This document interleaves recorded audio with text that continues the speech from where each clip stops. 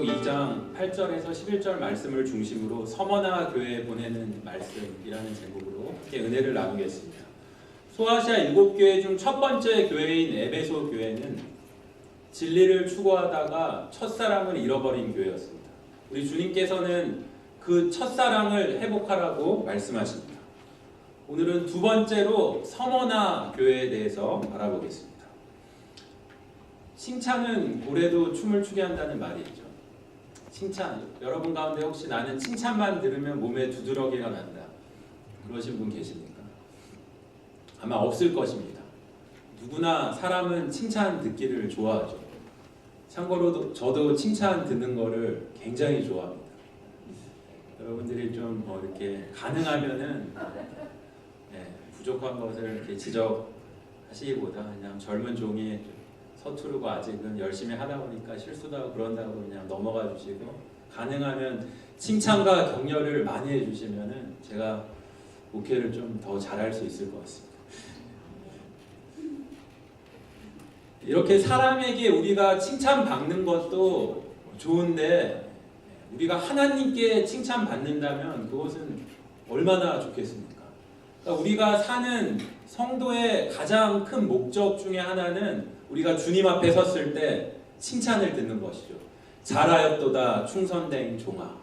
그것을 생각할 때 우리가 이 신앙생활에 어려움이 있어도 그 칭찬, 우리 주님으로부터 받는 칭찬을 생각하면서 슬프고 어렵고 억울한 일이 있어도 우리가 견딜 수 있는 것이죠. 믿음의 신앙생활을 할 수 있는 것이죠. 소아시아의 7교회 중에 유일하게 칭찬만 받은 교회가 2개 있어요. 2개 있는데 어딘지 아시죠? 바로 오늘 이 서머나 교회 그리고 빌라델비아 교회입니다. 그렇기 때문에 오늘날에도 교회 이름을 짓는데 서머나 교회, 빌라델비아 교회라고 이렇게 짓는 교회는 많이 있는데 교회 이름을 4대 교회 그렇게 하는 데는 하나도 없죠. 그러면 서머나 교회가 받은 칭찬의 특징은 무엇이냐? 한마디로 환난과 핍박 가운데 끝까지 신앙을 지킨 것입니다. 환난과 핍박 중에도 성도는 신앙 지켰네. 이게 딱 오늘 그 말씀의 핵심인 것이죠. 오늘 서머나 교회에 보내는 말씀을 통해 주님께서 우리에게 말씀하시는 것. 너희가 신앙생활을 하면서 환난과 궁핍이 있어도 그 신앙을 끝까지 지켜라. 지금도 중동과 북한 같은 데서는 서머나 교회 당시처럼 기독교인이라는 이유 때문에 처형을 당하고 박해를 당하는 일이 벌어지고 있습니다. 우리가 생활하는 미국과 한국에서는 그런 직접적인 박해는 없지만 교회에 다니는 것 때문에 무시를 당하거나 피해를 입는 경우가 있죠. 우리가 전도를 해도 요즘은 너나 잘하세요. 왜 그런데 쓸데없이 시간을 낭비하냐 이렇게 무시하는 말을 당하기도 하고, 또 주일을 성수하고 술자리를 피하는 데서 알게 모르게 받게 되는 직장에서의 불이익도 있습니다. 그리고 가정에서도 불신자 가족이 막 핍박을 하죠. 왜 교회의 시간 돈을 그렇게 믿어도 좀 적당히 믿지 그러냐고 이렇게 가족이 이렇게 핍박을 합니다. 그런데 오늘 서머나 교회 말씀을 통해 주님께서 하시는 말, 우리에게 하시는 말씀이 그 핍박을 두려워하지 말라고 말씀하십니다. 왜냐하면 내가 잠시 받는 그 고난과 환난과 핍박이 비교할 수 없는 그 영원한 상급, 우리가 그 주님으로부터 받게 되는 그 영원한 상급과 비교할 수 없기 때문이라는 것입니다. 우리가 유학을 가게 되면 사람들에게 막 자랑을 하죠. 이제 유학 가서 박사과정, PhD 과정도 시작하고, 요번에도 이제 막 유학 온 학생들 라이드 해주고 그러면은 엄청 들떠있고, 막 친구들이 갈 때 은근히 막 부러워하고 그런데요. 또 군대를 갈 때 우리가 사병으로 가는 것보다 장교로 가면 자랑을 하죠. 좀 엘리트 군인같이. 그리고 운동선수 중에서 국가대표로 선발을 되었다면 얼마나 그 집안의 영광이고 자랑스러운 것인지 모릅니다. 그런데 가만히 보면 우리가 유학 가서 그 공부하는 과정을 보면은 정말 죽을 고비를 넘겨갖고 어떻게 해서 그 PhD 지난번에도 말씀드렸지만 퍼머넌트 헤드 데미지가 걸릴 정도로 그렇게 고통을 받으면서 밖에 공부를 하는 게 거죠. 그리고 장교가 되기 위해서 그 훈련받는 과정을 보면요, 굉장히 힘듭니다. 더군다나 국가대표가 훈련하는 모습을 보면 그거는 정말 사람이기를 포기해야 된다. 옛날에 황영조 선수가 금메달을 마라톤에서 올림픽에서 따려면 어떻게 해야 되냐 한마디로 얘기하더라고요. 인간이기를 포기하면 됩니다. 그 훈련 과정을 보면요, 정말 너무너무 고통스러운데 어떻게 그것을 자랑으로 여기고 견딜 수 있나? 그 끝이 너무 좋기 때문이죠. 그것을 이겨냈을 때, 그 어려움을 통과하고 과정을 마쳤을 때 받게 되는 상급이 있기 때문입니다.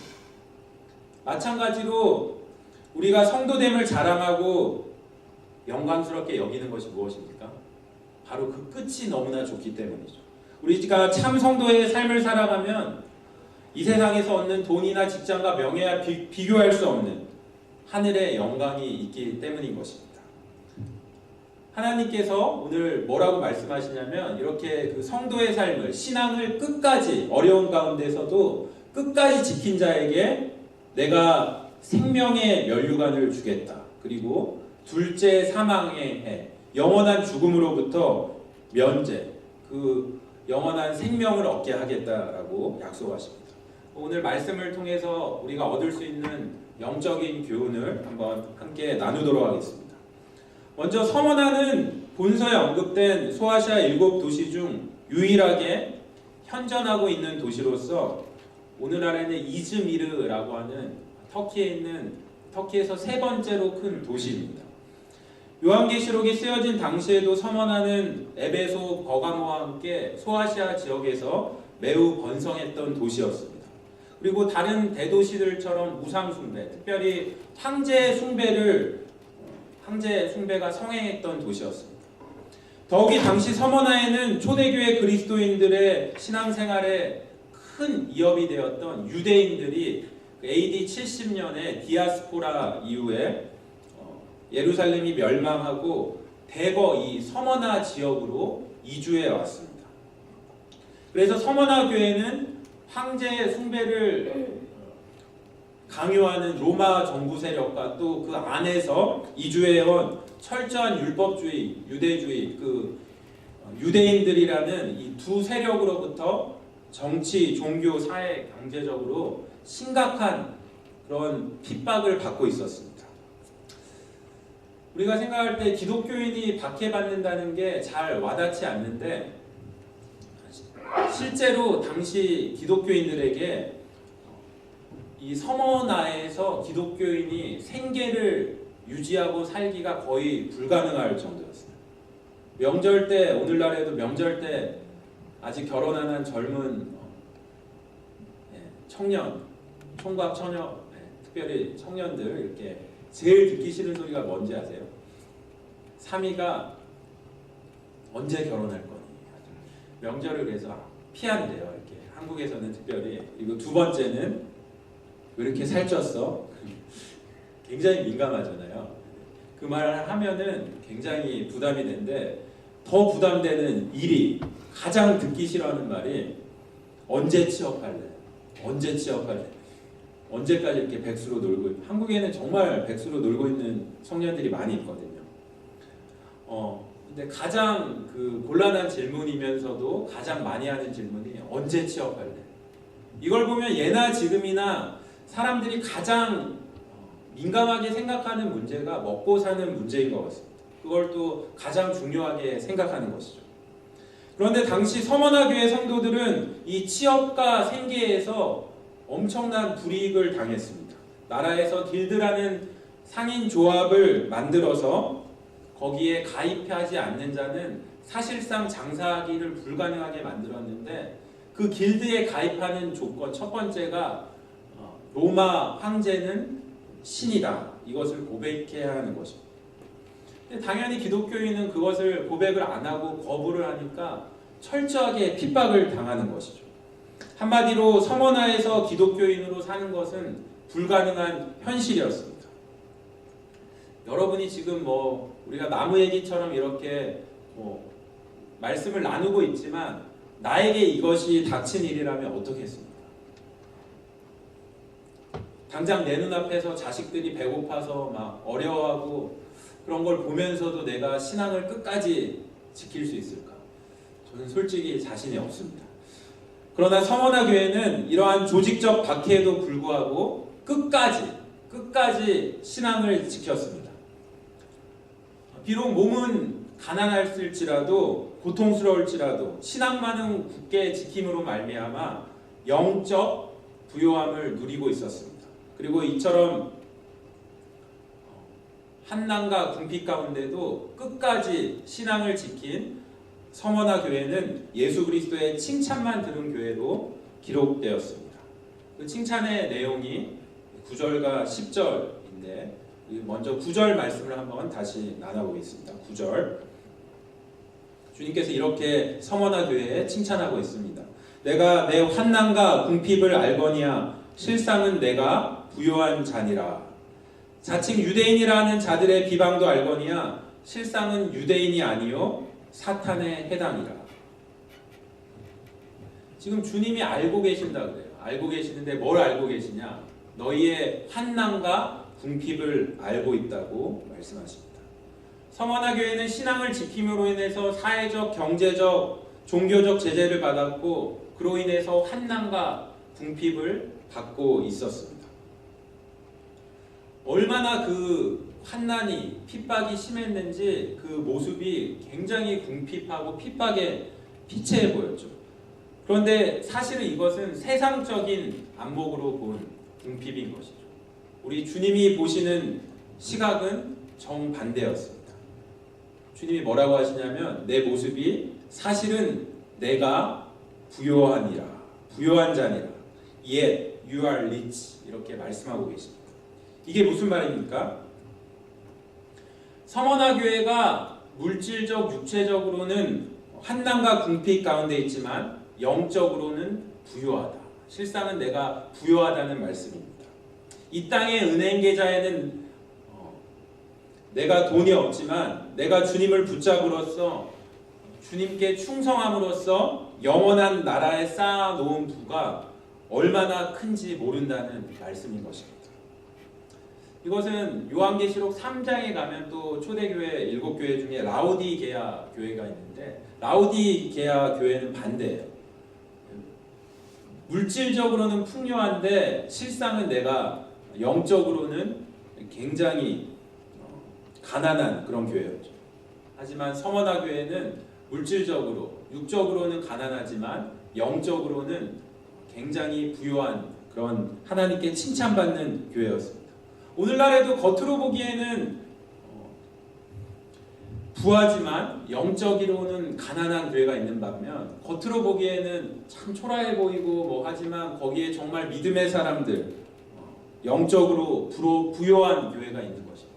저는 우리 근론의 교회가 영적으로 부요한 교회가 되길 주님의 이름으로 축원합니다. 예수님께서는 서머나 교회가 자칭 유대인이라는 자들의 비방을 받고 있다는 사실을 알고 계셨다고 합니다. 자칭 유대인들. 누구죠?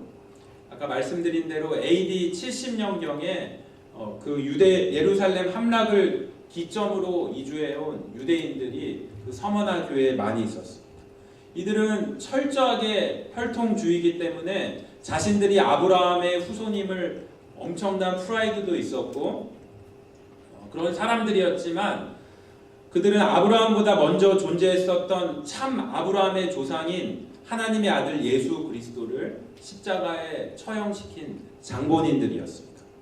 그들은 서머나로 이주해 올 때부터 해당을 중심으로 한 강력한 세력을 형성하고 로마가 이제 서머나 교회 사람들을 핍박할 때 때리는 시어머니보다 옆에서 말리는 시누이가 더 밉다는 말처럼 제일 앞장서서 기독교인 핍박에 일조한 사단의 해당이라 이렇게 기록되었습니다.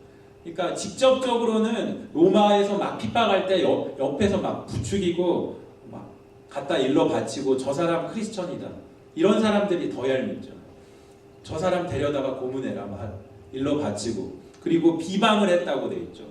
로마 정부에다 기독교인을 대적하는 그런 악성 루머를 막 집어넣은 것입니다. 그런데 이렇게 핍박을 받는 서머나 교회에 주신 하나님의 메시지가 장엄합니다. 10절 한번 볼게요. 핍박 중에 있는 그 격려의 차원으로 하신 말씀인데 깜짝 놀랄 정도로 주님이 하시는 말씀이 장엄해요. 10절. 너는 장차 받을 고난을 두려워하지 말라. 볼지어다 마귀가 장차 너희 가운데에서 몇 사람을 옥에 던져 시험을 받게 하리니 너희가 10일 동안 환난을 받으리라. 내가 죽도록 충성하라. 그리하면 생명의 면류관을 주리라. 이렇게 기록되어 있습니다. 자칭 유대인들이라 하는 자들은 서머나 교회를 심각하게 핍박했습니다.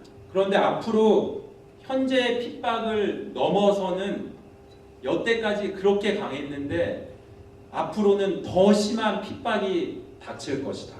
이렇게 말씀하시는 것이죠. 이런 걸 뭐라 그러죠? 설상가상. To make matters worse. 설상가상이라고 합니다. 유대인들의 주동과 로마 당국의 가세로 서머나 교회 일부 성도들이 투옥될 것이라고 그렇게 예언하고 있죠. 제가 한번 당시 상황을 드라마틱하게 재구성해서 한번 말씀드려 보겠습니다. 지금 서머나 교회 사람들은 핍박이 너무 심해갖고 한꺼번에 모이는 일이 없고 이렇게 점조직으로 숨어서 모였는데 어느 날 총 집합령이 떨어졌어요. 익투스라는 그 비밀의 물고기 아시죠? 그것을 들고 다니는 당시 카타콤 지하교회 그 전령들이 있었는데 어느 날 이것을 다 이렇게 하면서 크리스찬 전령들이 막 돌아다니고 이렇게 소식을 전했습니다. 내일 새벽에는 다 모여야 해요. 다 모인다고? 지금 이렇게 핍박이 심한 상황에서 다 모이면 어쩌려고 그래? 로마의 핍박이 이렇게 심한데 어떻게 다 모여? 그래도 목숨 걸고 다 모이래요. 사도 요한 선생님이 주님으로부터 온 계시록을 보내셨어요. 정말 중요한 메시지예요. 그래서 그 전령들이 돌아가면서 새벽 찬 공기를 뚫고 전에 크리스천들이 이제 카타콤에 다 모였습니다. 한꺼번에 그들이 카타콤에 다 모였을 때 어떤 마음이 들겠어요? 먼저 눈에서 눈물이 핑 도는 거죠. 여기서 얼마 전까지 같이 예배드리던 사람들이 잡혀가서 손발이 잘리고 처형당하고 박해당하고 여기 있는 아이들을 볼 때 그 부모들 다 잡혀가서 죽고 아이들 혼자 예배드리고 있고 유배당하고 전 재산을 다 잃고 살아도 추방당하고 정말 처참한 모습 끝까지 신앙을 지킨 이 같이 예배드리던 사람들을 봤을 때 이 서머나 교회 교인들 눈에 눈물이 핑 돌고 있었습니다. 그리고 지금 목숨 걸고 이 자리에 모인 카타콤에 모인 그 형제 자매들을 볼 때 정말 끼니를 숨어서 핍박당해서 경제적 제재들 당해서 끼니도 제대로 잊지 못고 몸은 반신불수가 되고 정말 목숨 걸고 이 자리에 모인 것입니다. 이렇게 모인 사람들이 웅성거리며 기다리는데 마침내 서머나 교회 지도자가 일어나서 두루마리를 펼쳤습니다. 이것이 사도 요한의 편지인 것을 알고 있었습니다. 우리 주님이 요한 사도를 통해 주신 엄청난 계시가 펼쳐지는 것이죠. 주님의 영광스러운 모습을 선포하는 그 요한계시록의 서두가 딱 지나가고 나서 드디어 7교회에 주는 편지가 나옵니다. 먼저 에베소 교회에 편지가 가고 두 번째로 바로 오늘 이 함께 읽은 서머나 교회에 편지하노니 이 말씀이 펼쳐졌을 때 모든 사람들이 흥분하면서 웅성거리다가 조용해졌습니다. 야 이제 우리야. 주님이 우리를 기억하셔. 우리가 두 번째 수신자야. 이 사람들이 너무나 좋아했어요. 그랬더니 주님께서 아니나 다를까 내가 내 환난과 궁핍을 안다. 그런데 실상은 내가 부요한 자니라 할 때 사람들이 그동안의 서러움이 그냥 쫙 한순간에 풀리는 것 같으면서 주님이 아신대 그렇지 우리 주님이 잊어버리셨을 리가 없어. 주님이 아시니까 이제 뭔가 획기적인 해결책을 주실 거야. 주님의 해결책이 뭘까? 너희들의 고생이 끝났다. 내가 이제 오병이어의 기적으로 너희들을 먹이겠다. 내가 가나안을 약속의 땅으로 너희들을 탈출시킬 거야. 이런 획기적인 주님의 해결책을 기다리는데 오늘 10절에 보니까 너는 장차 받을 고난을 두려워하지 말라. 전혀 예상했던 말이 아니죠. 너는 장차 받을 고난을 두려워하지 말라. 그리고 다음이 또 죽도록 충성하라. 이게 무슨 말이죠? 이제 시작이라는 거예요. 이제 적군의 공격에 맞서 정말 목숨 걸고 싸우다가 치열하게 싸우다가 지쳐서 들어온 병사에게 사령관이 이렇게 말하는 거예요. 많이 힘들었지. 그런데 어떡하니? 진짜 전투는 이제부터야. 여러분이 지금 이 계시를 받은 서머나 교회 성도라면 어떠시겠습니까? 젖먹던 힘을 다해 여기까지 버티고 신앙생활을 해왔는데 이제부터 진짜 힘든 일들이 시작이다. 저 같아도 이게 힘이 쫙 빠져서 더는 이제 하나님 두 손 두 발 다니고 더는 못하겠어요. 그럴 것 같습니다.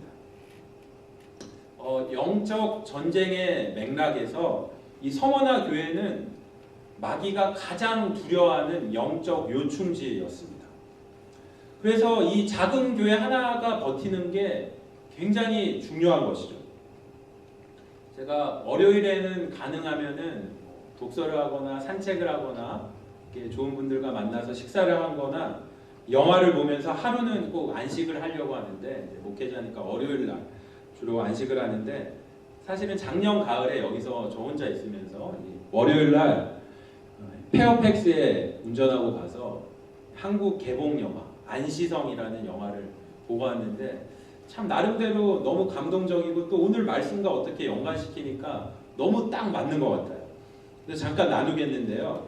우리나라가 시달리던 많은 그런 나라의 존폐가 걸렸던 많은 그런 난들이 있었죠. 뭐 임진왜란이라든가 여러 가지 그런 국난이 있었는데 지금으로부터 1500년 전에 당태종이 30만 대군을 이끌고 고구려를 침략한 적이 있었습니다. 당태종은 지금까지 침략했던 그 많은 그 외적들, 장수들과 또 그 지도자들과 차원이 다르는 전쟁의 지략가였고 이 사람이 뭐 그 숫자 많은 30만 대군을 갖고 더 작은 나라를 하면 거의 뭐 이제 승산이 없을 정도로 굉장한 그런 것입니다. 그 뛰어난 당태종의 그 30만 대군이 요동성을 비롯한 고구려의 모든 성들을 장악하면서 육군과 해군 동원해서 이 고구려를 압박해 왔습니다. 만주 벌판이 다 고립되고 고구려가 멸망 직전인 상황이 되었는데 결국은 결론을 말씀드리면 당태종이 결국 고구려를 정복하지 못하고 돌아갔어요. 두 손 들고 그냥 포기하고 돌아간 딱 한 가지 이유가 바로 안시성인 것입니다. 그 작은 성에서 양만춘이라는 성주가 식량이 떨어지고 무기가 떨어진 상황 속에서 고구려의 지원군도 다 끊어진 상황 속에서 수십만에게 포위당한 속에서도 끝까지 죽으면서 끝까지 버텼기 때문에 결국 당태종이 두 손을 들고 철수했던 것입니다. 그런데 그 당시 고구려 왕이 이 양만충 성주에게 안시성 성주에게 보낸 편지를 보면은 오늘 우리가 읽은 이 서머나 교회 성도들에게 주님이 보내신 편지랑 흡사하죠. 얼마나 고통이 심하냐, 식량이 떨어지고 무기가 떨어지고 얼마나 힘드냐. 그래도 끝까지 잘해주길 바란다. 너희들의 죽음에 이르는 충성이 고구려를 지킬 것이다. 그리고 실제로 그렇게 되었습니다. 영적인 전쟁터에서 지금 주님이 서머나 교회를 그렇게 보시는 것이죠. 수많은 사단의 군대가 주님의 교회를 무너뜨리고 있는 상황 속에서 그 외로운 서머나 교회 하나가 버티는 영적인 파워가 그만큼 마귀에게 무서웠던 것입니다. 주님께서 이 영적 전투를 두려워하지 말라고 말씀하시죠. 왜냐하면 그들이 당하는 시련이 비록 너무나 고통스러울지라도 그것은 영원히 지속되는 것이 아니라 잠깐 있다. 10일 동안 지속되는 환난이다. 이렇게 오늘 말씀하고 계십니다. 10일 동안 헬라어로 헤메론 데카인데 이것은 잠깐 일시 동안을 상징하는 말인 것이죠.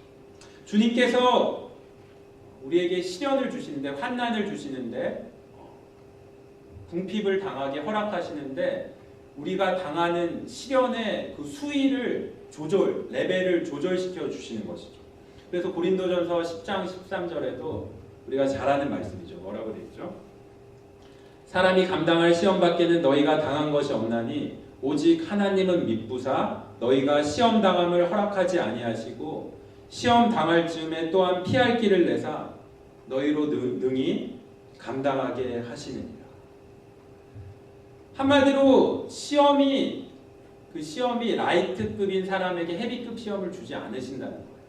그 사람에게 맞는 감당할 시험, 수위를 조절해서 주시는 것이죠. 역설적으로 지금 우리가 받는 그 시험이 강도가 강하다는 것은 무슨 말일까요? 하나님께서 그만큼 여러분의 영적인 실력을 그만큼 높이 평가하고 계시다는 뜻인 것입니다. 고구려는 그때 그 작은 성주 양만춘을 높게 평가해서 믿었습니다. 지금 여러분들이 신앙생활을 하시고 믿음 생활을 하시고 교회를 섬기는데 내가 감당치 못할 만큼 힘들다고 생각되실 때가 있으시죠.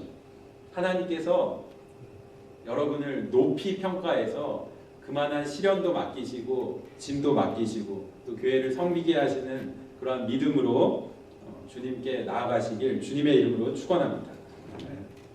하나님께서는 우리의 실력에 맞는 그 시험을 허락하실 뿐만 아니라 우리에게 시험을 허락하시는데 그 시험을 통해 시험에서 포기하지 않고 그 시험을 이겨 나갈 때 그 시험을 통과하면서 우리의 믿음이 업그레이드 되게 하시는 거예요. 미국이 세계 제2차 대전이 생기기 전까지는 사실 군사력이 한 5등, 6등 정도였는데 그 2차 대전 그 전투를 치러 나가면서 전투가 마치고 세계 최강 군사력을 가진 그 나라로 된 것이죠. 지금 여러분의 신앙생활이 환난과 시험을 통과하고 그것을 이겨나갈 때 바로 우리 주님께서 우리에게 세상이 감당 못할 업그레이드된 하나님의 자녀로 성장하게 하실 줄로 믿습니다. 가끔 이제 굉장히 힘들다 그러죠. 이민교회가 힘들고 지난번에도 말씀드렸지만 코끼리가 절대로 코를 옆으로 흔들지만 위아래로만 흔들지만 누가 한마디 하니까 옆으로 막 이랬다고 뭐라고 했냐니까 한번 이민교회 목회해 볼래? 그거는 못하겠다고. 얼마 전에는 이제 신문을 보니까 요즘 이제 목회자들이 교회를 섬기시다가 그 사실은 더 어렵죠. 그러니까 그만큼 또 이렇게 그 버티는 정신력이 좀 약해졌다는 그런 반증도 되겠는데 옛날보다 뭐 이렇게 더 풍요해도 그 목회를 해서 두 손 두 발 다 들고 이렇게 내려놓으시는 그런 목회자들이 있다 그래요. 그래서 그 이유가 뭐냐고 이제 쫙 그 종교신문에 난 거를 보니까 그 중에 첫 번째 딱 이유를 보니까 맥도날드에서 일하는 게 훨씬 스트레스 덜 받는다. 누가 그렇게 해놨더라고요. 그만큼 이제 이민교회가 사실은 이게 뭐 목회자만이 아니라 섬기는 것 자체가 굉장히 힘들고 워낙 다양한 사람들이 모이기 때문에 힘들죠. 네, 그거는 우리가 인정해야 될 사실인데 많은 이제 뭐 동기 목사님들이나 이렇게 목회자들이랑 얘기하다 보면 가끔은 너무 심각하게 이제는 제가 내려놓을 때가 된 것 같다고 이렇게 저랑 막 이렇게 상담을 하면서 의논을 하면은 제가 하는 말이 하나 있어요.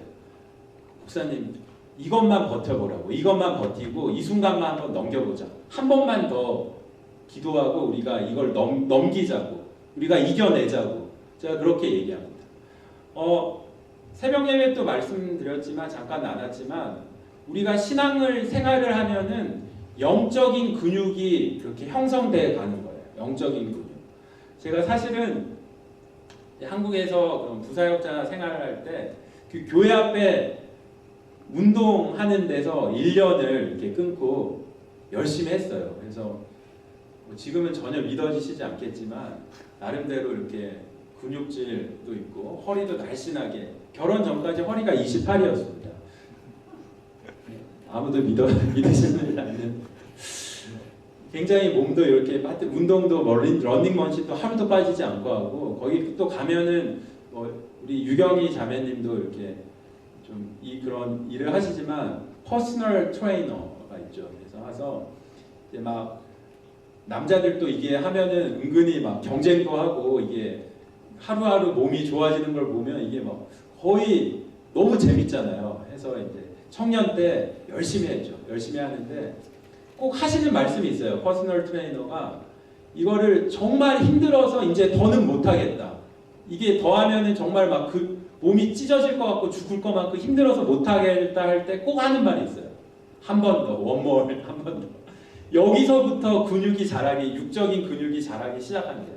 그러니까 런닝머신을 하다가 너무 숨차서 더 못하겠다, 거기서 하고 딴 걸로 바꿔버리면 이제 몸이 좋아지거나 그런 거는 발전은 없는 거예요. 거기서 한 번 더 하고 그 고비를 이겨서 나갈 때 몸이 좋아지고 육적인 근육이 붙은 것처럼, 우리가 영적으로 믿음 생활하고 교회를 섬길 때 정말 힘들어서 죽을 만큼 내려놓고 싶고, 그때 거기서 그 고비를 이겨 나갈 때 영적인 근육이 붙는다는 것이죠.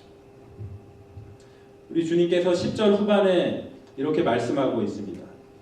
내가 죽도록 충성하라. 그리하면 내가 생명의 간을 내게 주리라. 이렇게 말씀하고 계시죠.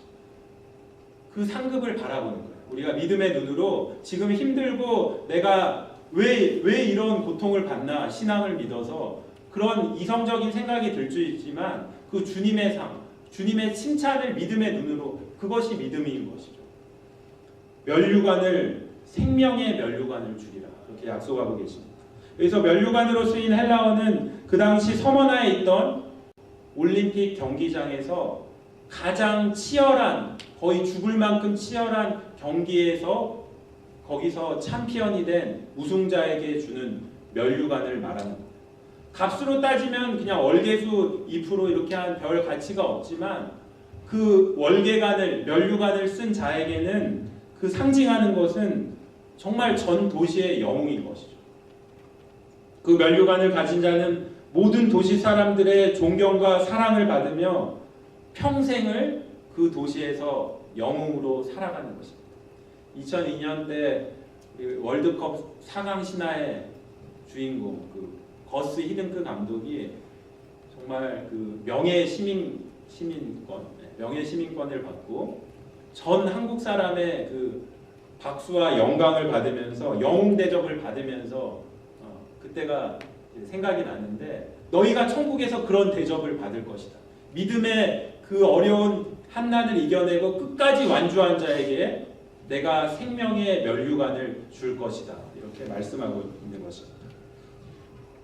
서머나 교회가 받은 칭찬의 핵심은 환난과 궁핍 가운데 신앙을 끝까지 지킨 것입니다. 그리고 이렇게 신앙을 지킴으로 인해서 주어진 하나님께서 주시는 상은 뭐죠?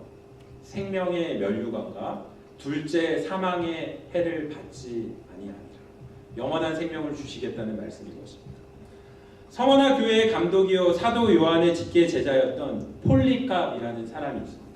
AD 156년 어느 날 예수님을 욕하고 자신의 생명을 구하라는 로마 총독의 그 말에 이렇게 말했습니다. 저는 86년간 주님을 섬겼지만 주님은 한 번도 저를 배신한 적이 없는데 제가 어떻게 저를 구원하신 저의 왕을 배신하고 욕할 수 있겠습니까? 총독이 오히려 사정을 합니다. 한 번만 그냥 빈말이라도 제발 고집 부리지 말고 한 번만 그냥 황제를 신으로 그렇게 맹세하라고 오히려 옆에서 총독이 부탁을 합니다. 그러나 폴리캅은 여전히 거부하자 총독은 이제 겁을 주는 거죠. 굶주린 야수들을 보여주면서 이걸 풀어서 네가 끝까지 그렇게 황제 숭배를 거부하면은 굶주린 야수의 밥이 되게 합니다. 그러니까 폴리갑이 어서 그렇게 하라고. 그러니까 총독이 더 양이 올랐어요. 내가 야수를 무시하니 내 몸을 불 속에 태워버리겠다. 이렇게 말했습니다. 그러자 폴리캅은 당신은 오직 잠깐 태우고 잠시 후에 소멸되는 불로 나를 위협합니다. 그런데 당신은 악한 죄인들을 위하여 준비된 다가오는 심판과 영원한 형벌의 불을 모르고 있습니다. 당신이 원하는 것을 하십시오. 그리고 그 마지막 죽음의 순교의 순간까지 옆에 있는 총독에게 복음을 전했습니다. 그리고 결국 폴리갑은 화형을 당했습니다. 죽음으로써 신앙을 지킨 것입니다. 세상 사람들은 이런 맹목적인 희생이 어딨냐고 그렇게 말할 수 있습니다. 그러나 여러분, 이것은 맹목적인 희생이 아닙니다. 고난 속에서도 신앙의 절개를 지킨 자들에게는 그에 따르는 보상이 따른다고 오늘 하나님께서 우리에게 약속하고 계십니다. 그것은 바로 생명의 멸류관과 둘째 사망의 해를 받지 아니하는 것입니다. 저는 우리 글로넷 교회가 우리가 오늘 나눈 이 서머나 교회를 본받아서 끝까지 어려운 환난과 궁핍 가운데도 끝까지 신앙을 지키는 교회가 되길 바랍니다. 예수님을 믿음으로 환난과 핍박을 궁핍을 당하게 될지라도 두려워하지 말고 충성으로 이겨내길 바랍니다. 현실은 가난하지만 실상은 부유한 교회가 되길 바랍니다. 그리하여 주님께서 주시는 생명의 멸류관을 받고 둘째 사망의 해를 받지 않는 저와 여러분 모두가 되시길 주님의 이름으로 축원합니다. 하나님 아버지, 오늘 서머나 교회에 보내는 말씀을 통해 우리 교회와 저희의 신앙을 돌아봤습니다. 저희에게도 서머나 교회와 같은 영적인 환난과 궁핍이 있지만 우리를 위해 십자가를 참으셨던 주님을 생각하며 환난과 궁핍을 이겨내어 주님께 크게 쓰임받는 저희 모두가 되게 해주시옵소서. 예수님의 이름으로 기도드렸습니다. 아멘. 자리에서